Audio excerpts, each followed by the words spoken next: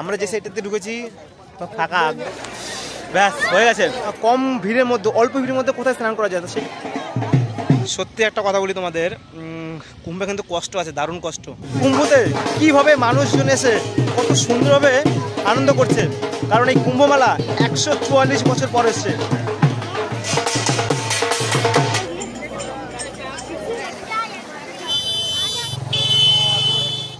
এই আগের পর্বগুলোতে তোমাদেরকে দেখিয়েছিলাম যে আমরা কল্যাণী থেকে কীভাবে প্রয়াগরাজে এসে পৌঁছেছি এবং প্রয়াগরাজে এসে ওইখান থেকে অটো ধরে কীভাবে আমরা এইখানটা আসলাম, সেই সমস্ত পর্ব তোমরা দেখেছো। আর আজকে মূলত যেই এপিসোডটি বানাচ্ছে এটা হচ্ছে প্রয়াগরাজে এসে খুব কম সময়ের মধ্যে, মানে একদম ফাঁকা জায়গায় কীভাবে তোমরা এসে চান করতে পারো সেই নিয়ে আজকে ভিডিও। আমরা যেই রাস্তা দিয়ে এদিকে এসেছি, মানে ভাবো তাহলে কতটা বড় এরিয়া নিয়ে এই মেলাটা হচ্ছে। দেখো এইখান থেকে আমরা যে জায়গাটা এসেছি এখানে মূলত ভিড়টা একদমই কম। এটা বলা যেতে পারে মেলার একদম পিছন সাইড বলা যেতে পারে, কারণ ওই দিক থেকে যতদূর দেখতে পাচ্ছ এইখানটায় আমার ক্যামেরা আমি তোমাদের যতটুকু দেখাতে পাচ্ছি যে এরিয়াটু কত বড়। এইখান থেকে যদি দেখো মানে প্রচুর বড় এরিয়া, কোনো শেষ নেই এর। আর এর ত্রিবেণী যে মেন সঙ্গম, এই সঙ্গম হচ্ছে এইখান থেকে প্রায় অনেক দূর মানে 12-13 কিলোমিটার, মানে কম রাস্তা নয়। তো আমাদের এখন মূলত এদিক দিয়ে যেতে হবে, এদিক দিয়ে নেমে গিয়ে তারপরে আমাদের ওই যে জায়গা রয়েছে কাছাকাছির মধ্যে যে ঘাট রয়েছে গঙ্গার, সেইখানটায় গিয়ে আমাদের কিন্তু স্নান করতে হবে। আর ত্রিবেণী সঙ্গম সেটা অনেক দূর, দেখা যাক যদি যেতে পারি তো যা হবে। ঢুকে গেছি একদম কুম্ভ মেলার মধ্যে, আর আমরা যে সাইডটাতে ঢুকেছি ফাঁকা, একদম পরিপূর্ণভাবে ফাঁকা রাস্তা। দেখো পুরো ফাঁকা রাস্তা। আমার মতে যারা কুম্ভতে আসতে চাইছো তাদেরকে বলবো যে অযথা ভিড়ে না গিয়ে ফাঁকায় এসে যদি স্নানটা করো তাহলে আমার মতে খুবই ভালো হয়। কারণ হচ্ছে সেই গঙ্গাতে একই মেলায় আসলে কিন্তু বালি ভর্তি, তো সেই জন্য মাস্ক কিন্তু মাস্ট দরকার এইখানটায়। আর এখানটা কিন্তু অনেক বাথরুমও রয়েছে, টয়লেটও রয়েছে, কোনো অসুবিধা নেই, সেক্ষেত্রে সবার কোনো প্রবলেম হবে না। কিন্তু বালি রয়েছে প্রচণ্ড পরিমাণে। ভ্রমণ করছি কুম্ভ মেলা, প্রায় 3 দিন বাসে থাকার পর তারপরে এসে পৌঁছলাম কুম্ভ মেলাতে। আর এইখানটায় এসে যা দেখতে পাচ্ছি আমরা যেখান থেকে এসেছি ফাঁকাই বলা যেতে পারে। আর মেন যে ঘাট রয়েছে সেটা জানোই যে কীরকম পরিমাণে ভিড় হচ্ছে। আমরা সকলেই জানি একটা মর্মান্তিক ঘটনা ঘটে গেছে, কিন্তু তারপরেও আমরা যা বলবো যাদের আসার ইচ্ছে আসো। কিন্তু হচ্ছে আমার মতে এই যে আমরা যেই 5টাতে মানে ভ্রমণ করছি একদম ফাঁকা জায়গায়, এই সাইডটাতে আসাই বোধহয় ভালো। আর এই যে এই পাশে একটা মন্দিরের মতন বানানো হয়েছে। সংস্থাটা রয়েছে এর পক্ষ থেকে সবাইকে কিন্তু চা দেওয়া হচ্ছে, দুধ চা সম্পূর্ণ ফ্রিতে। এই ব্যবস্থাটা খুব ভালো করেছে ওনারা। চলো ভাই সামনে দিকে এগোতে হবে। এখানটায় গান বাজনা চলছে।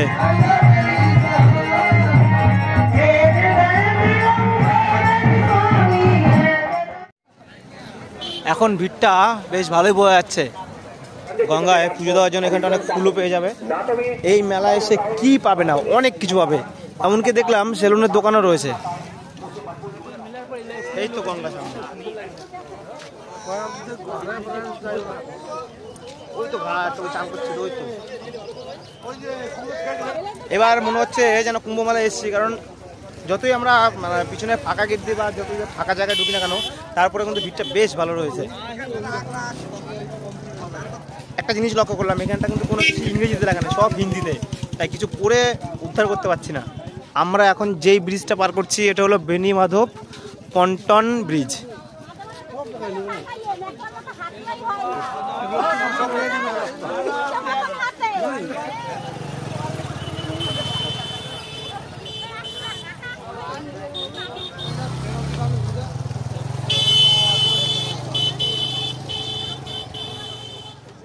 এই ঘাটের শুধু ভিড়টা দেখো। সকাল এখন ঘড়িতে সময় হচ্ছে 10টা 25, আর সব স্নান করতে নেমে গেছে। পৌঁছে গেছি একদম মেন ঘাটের সামনে, যেখানটা আমরা স্নান করবো আজকে। তো সেই ঘাটের সেই ঘাটটি হচ্ছে একদম এই যে আমার ডান দিকে, ওইখানটাই আমরা যাবো আজকে। গাড়ি নিয়ে ঢুকে যাচ্ছে সঙ্গম ঘাট, অর্থাৎ আমরা এখন এই যে ঘাটটা রয়েছে এই ঘাটটার দিকে যাবো স্নান করতে। এখানটায় জল নিয়ে যাওয়ার জন্য ড্রামও রয়েছে, দাম চাইছে 100 টাকা 150 টাকা করে। আর পুজো দেওয়ার জন্য ফুলও রয়েছে।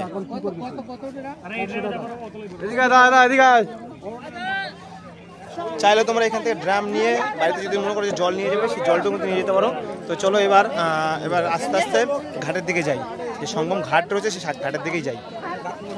মহাকুম্ভে এসে যেই ঘাটে স্নান করো না কেন, এখানটা কিন্তু বালি, শুধু বালি, পুরো একদম মাথা চোখ পুরো বালিতে ভর্তি হয়ে যাচ্ছে। তার জন্য কিন্তু মাস্কটা জরুরি আছে, না হলে রুমাল, নাহলে কিন্তু একদম পুরো মুখ চোখ পুরো একদম বালিতে ভর্তি থাকবে।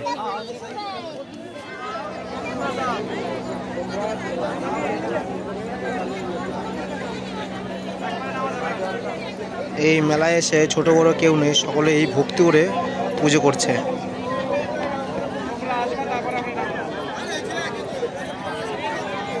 চলছে মহাকুম্ভের মহা শাহী স্নান।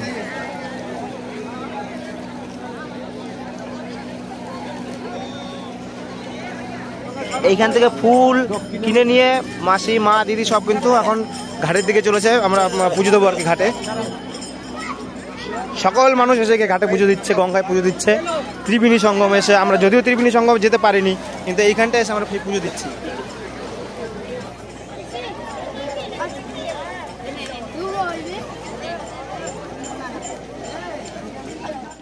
ঘুরছি প্রয়াগরাজের কুম্ভমেলা।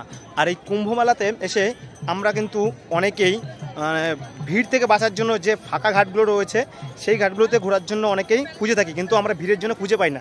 তো দেখো এখন যে ঘাটটিতে রয়েছে, দেখো ঘাটটি পুরো সম্পূর্ণ কিন্তু ফাঁকা। আর এই ঘাটে স্নান করতে আসলে তোমরা কিন্তু নিরিবিলি স্নান করতে পারবে। প্রয়াগরাজের মূলত কুম্ভমেলার অনেকগুলো সেক্টর রয়েছে, 1, 2, 3, 4, 5, 6, 7 এরকম অনেকগুলো সেক্টর রয়েছে। তার মধ্যে একটা সেক্টর হলো সেক্টর 8। আর এই সেক্টর 8-এ যদি তোমরা আসো এখানটা স্নান করতে, তাহলে কিন্তু ভিড়টা তুলনামূলকভাবে অনেক কম। আর স্নান করেও তোমরা কিন্তু শান্তি পাবে, কারণ মেন যে কুম্ভর যে জায়গাটা রয়েছে সেটা সেক্টর 3-এ। আর এই সেক্টর 3-এ যদি তোমরা স্নান করতে আসো, তাহলে তো বুঝতে পারছো ওখানে কীরকম লেভেলের ভিড়টা হয় সবসময়ের জন্য। আর সেই ভিড়টাকে যদি এড়াতে চাও তাহলে কিন্তু সেক্টর 8-এ আসতে হবে। আর এবার সেক্টর 8-এ যখন আসবে, তাহলে কিন্তু তখন ওইখান থেকে স্নান করে তোমরা পরিষ্কার পরিচ্ছন্নভাবে পুরো স্নান করে তারপরে কিন্তু পুরো ঘরে ফিরতে পারবে। মনকে পবিত্র রেখে যে কোনো ঘাটে এসে স্নান করো, তাহলে কিন্তু সমস্ত কিছু ঠিকঠাক থাকবে। ফ্যামিলি নিয়ে এসেও কিন্তু করতে পারবে। কিন্তু যদি মনে করো যে কুম্ভর যে মেন 3 নম্বর, আর কুম্ভর যে মেন ঘাট রয়েছে ওটা কিন্তু 3 নম্বর ঘাট, ওই 3 নম্বর ঘাটে যদি তোমরা স্নান করো তাহলে কিন্তু মারাত্মক পরিমাণে ভিড়। আমি যার জন্য ওই ঘাটটাকে অ্যাভয়েড করলাম, যে ওই ঘাটে গেলে আমি হয়তো ওই ভিড়ের মধ্যে ঢুকতেও পারবো না, এতটা ভিড় রয়েছে। আর আমরা যেখানটা রয়েছি এইখান থেকে, অর্থাৎ সেক্টর 8-এ রয়েছি। আর এই সেক্টর 8 থেকে প্রয়াগরাজের যে মেন কুম্ভ ঘাট, ওই ঘাটের দূরত্ব হচ্ছে 9 কিলোমিটার। যদি হেঁটেও যাই মোটামুটি 1.5 থেকে 2 ঘন্টা কিন্তু লাগবে। আর যেই জায়গাটা রয়েছে এই জায়গাটা কিন্তু অনেক লোকের সমাগম এইখানটাও হয়েছে। মারাত্মক লেভেলের জল, ঠান্ডা।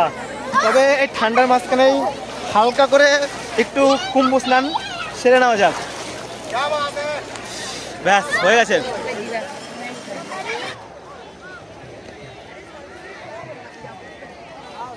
এই পাশে একটা দল এসছে, ওনারা মূলত অনেক দূর থেকে এসে এখানটায় কিন্তু এখানটায় গঙ্গা এখন পুজো দিতে এসছে। তো আমরা একটু কাছ থেকে যাই দেখি।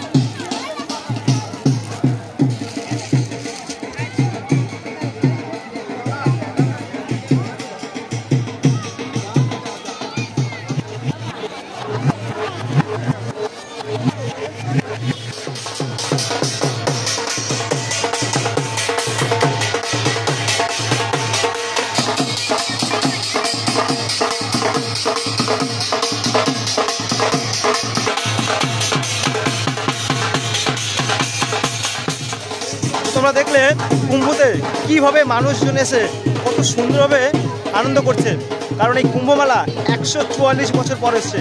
তার মানে আবারও 144 বছর পরে এই মেলা কিন্তু, এই মহাকুম্ভ মেলা কিন্তু হবে।